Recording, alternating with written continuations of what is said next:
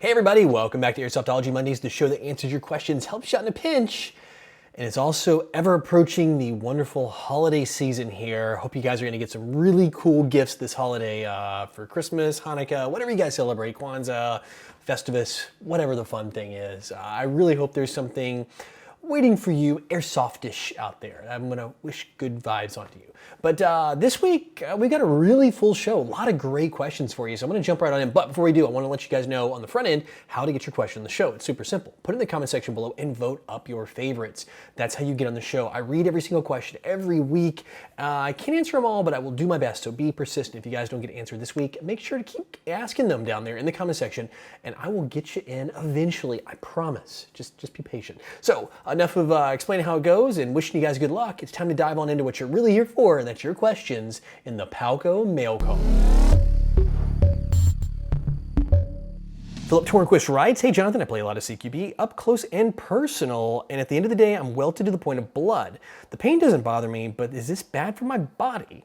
You know, I've got whelps up and down my arms and all over there. And I'll be honest with you, I've got some whelps that are years old, like just scarring, I guess you want to call it, or discolored spots that have never gone away. I do have some scarring on my forearm up and down here from airsoft over the years. In fact, I started growing my beard out because I took a real nasty one in the face. I don't think I've got too much in the face scarring, thank goodness. I always wear Good Face Pro most of the time, except for the time I got shot in the face and started growing the beard years ago.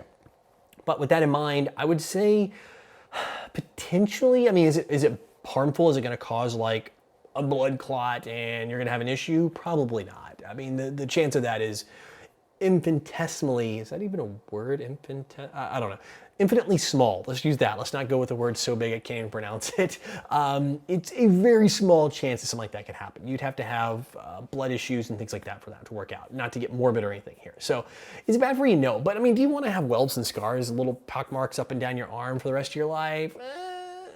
Probably not. I mean, if you ever want to roll your sleeves up. So I mean, you can look into some paintball gauntlets, I guess you want to call them, or garters. They're like kind of a neoprene, they slide over your forearms. You play a lot of CQB, I would definitely do that. If you're playing right, your chances are you're going to get raked right here and here because that's all you're exposed, face, that, and maybe your shoulder over here. So your body has a little more cushioning, seems to be a little more forgiving, at least in my case.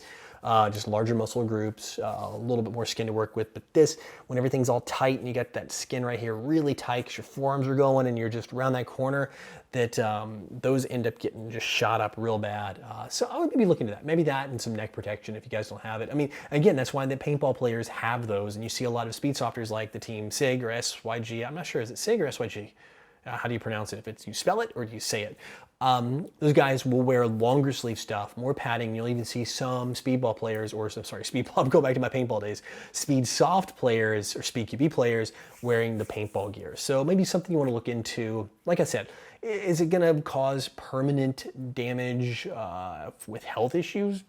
Very small chance. Again, I'm not a doctor. I can't give you health advice or anything. But will it cause some scarring? I mean, you get shot up enough, you're going to have scars. Yeah. So if you're worried about that, grab some protection and then you'll be fine. No worries. Josh the AK Man, aka Stitches, writes, "Best drink to put in your hydro with water." Pretty much anything you want your hydro to taste like for the next, forever. So whatever you put, let me just go ahead and put this out there. Whatever you put in your hydro pack, if it's anything other than water, be prepared for that flavor to never leave, ever.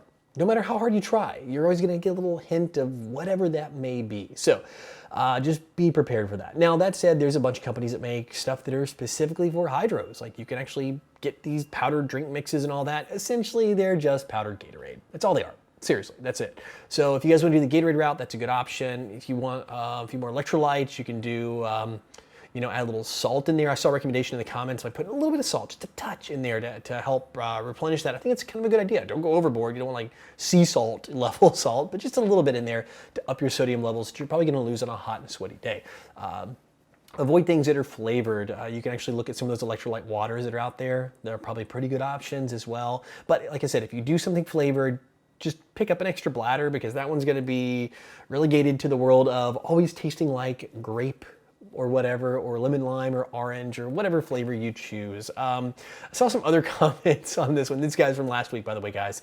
I always pull the questions if I can from last week. I saw some other ones that were pretty creative, pretty interesting, and I'm not going to share them too much here, but I thought they were very interesting. So anyway, if you guys want to do it, like I said, give it a shot, but just be prepared. Like I said, it's going to taste like whatever you put in there for a long time to come, no matter how much you wash it out.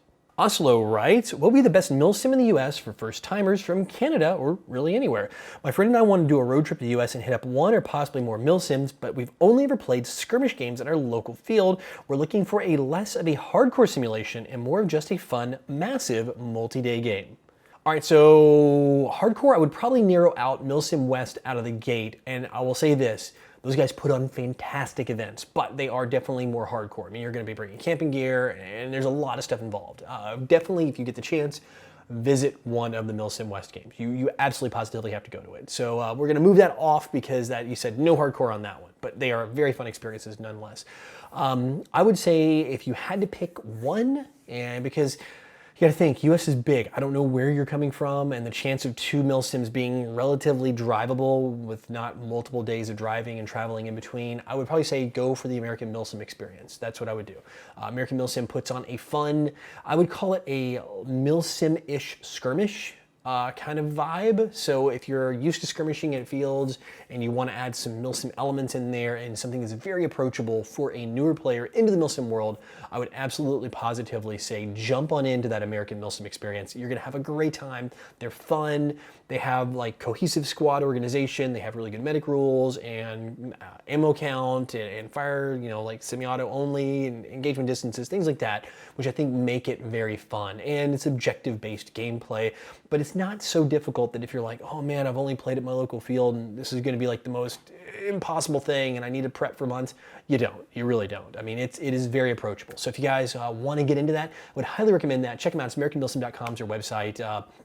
They're not a sponsor on here or anything like that. I just really enjoy their games. They're fun. They're like, to me, a big MilSim-ish skirmish, and they're a blast to go to. So I look forward to seeing you at one of the upcoming ones that I'll be heading to here next year in 2017. Reventian's back with another good question here. He goes, what do you think about airsoft channels being affected by the latest YouTube views and subscription scandal where they're not having channels pop up in people's feeds? And do you think YouTube might have a bias against airsoft since it falls so close to firearms? So this is kind of a twofold question. So if you guys aren't familiar, a lot of YouTubers, myself included, and way bigger YouTubers than myself, I mean everybody from PewDiePie at the very top all the way down, have been having some pretty sizable issues with subscribers. So let me explain to you guys. If you guys are not getting notified that I'm putting out new videos, it's not popping up in that first page anymore, well, there's probably a good reason for it because there's something going on with YouTube. YouTube says that everything's working fine, but from people like I said, PewDiePie, Phil DeFranco, everybody's feeling the same pain. So something happened on YouTube side to prevent that. So if you guys do want to see what's going on, right over by the subscribe button, when you go to the channel here or below where it says subscribe, there's a little bell icon. If you click that bell icon, it'll let you guys know when I post a new video. I only do 3 weeks, so I'm not going to blow up your guys' phone with 7 videos a day or anything like that. So I've got Mondays, Wednesdays, and Fridays. So if you guys want to know, that's it. Also, some people are saying they're being unsubscribed. So if you're watching this and you're going, well, Jonathan, I'm subscribed to you, check that. Make sure I am. Make sure it says subscribed and not the subscribe button. Make sure it's like white and it says subscribed with a D at the end, not the subscribe in red. And if it isn't, just go ahead and rectify that by doing that. Again, like I said, if you guys want to get notified, hit that bell icon. Now, the other part here is the firearm thing, because Airsoft is bundled in that when it comes to AdSense. So if you guys don't know, how I and all YouTubers make our money on YouTube is through AdSense. So we actually get paid a very, very, very small amount every time you guys watch a video that has advertisement in front of it. Now, I know some of you guys have ad block and all that, and I understand there's a frustration. As a creator, it kind of stings a little bit, but hey, I do this because I love doing it. I really do. And the way I work my business, I mean, if YouTube money went away tomorrow, I would still be okay. And I think a lot of creators that do YouTube professionally are doing that as well. But to talk about that, YouTube does not allow advertisements on about firearms, Airsoft included, and that same goes for Facebook and all of that. So you're looking at a pretty much internet-wide ban on advertising. Now, as of right now, I don't feel like I'm getting penalized by the ability for YouTube to share my video out, like sharing it and spreading it out there with everybody else. I don't think I'm being hurt there. Now, I am being stung because I am a restricted category because we're in firearms, because it's airsoft. I do get a lot less money from YouTube. So if I was doing a channel about, let's say, Legos or something family friendly or hiking outdoors, whatever it may be, I would probably have 3 or 4 times more money on YouTube than I do today. So if you guys knew how much I make, I really can't tell you because unfortunately YouTube doesn't allow it. You would be really shocked. I will tell you this, it's way less than minimum wage national. I will give you that much. It is not. If you guys want to figure it out, there's tools online where you can figure out kind of how much anybody makes. You can go find them. But with that in mind, I just want to kind of let you guys know what's going on. Do I feel like YouTube's being unfair to the airsoft community? No. On Facebook, that is a totally different animal, and I'll get into that topic a different day. But on YouTube, I think we're doing good. Now, for this other issue, like I said, if you guys are subscribed, or if you're not subscribed, definitely hit that sub button. I got one here in the corner right here. It should be a little red button right here you can click to make sure you are subscribed, or you can go below this video if you guys are watching like desktop or whatever, and make sure you're subscribed as well on that one, and hit that notification button so you guys get notified every time a new video comes out. All right, guys, that's it for questions this week, which means that it's time for the Code Red Head Section video recommendation of the week. And this one comes from RangerJesse Motivation, is the channel I found. And this one, I gotta look up, is Think Different Military Motivation. And this one is just pure, like, pump up, motivational. I'm gonna go play airsoft. I wanna put something on and just get me freaking psyched up for it. And I found this and I was like, this is so good.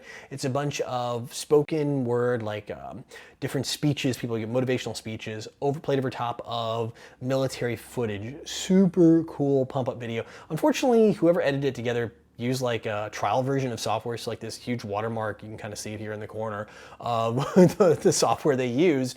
But even with that aside, I think it's a fantastic video. So if you guys want some good motivation, something to help pump you up, and just something fun to watch because of all the cool military stuff going on in it, definitely give this one a watch. And of course, as always, if you guys want to watch the video, I have a link in the description below, or you can click it. I'll put one over here in the corner too, so you can check it out.